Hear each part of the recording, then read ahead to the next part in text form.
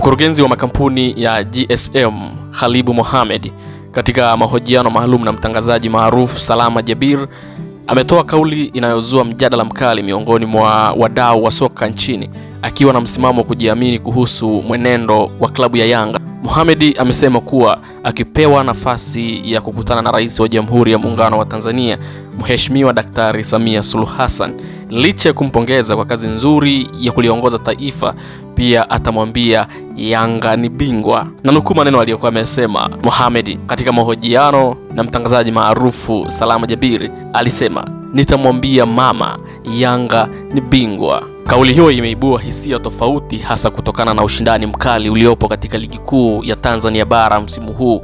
Hadi sasa Yanga inaongoza ligi ikiwa na tofauti ya alama 4 dhidi ya mpinzani wake wa jadi Simba Sport Club, ambaye ana mchezo mmoja mkononi.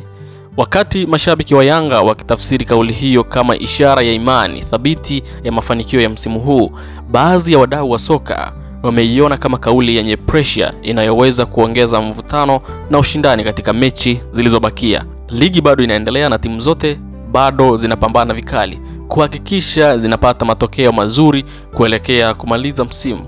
Je, Yanga itaweza kutimiza ndoto za mashabiki wake na kuthibitisha kauli ya GSM?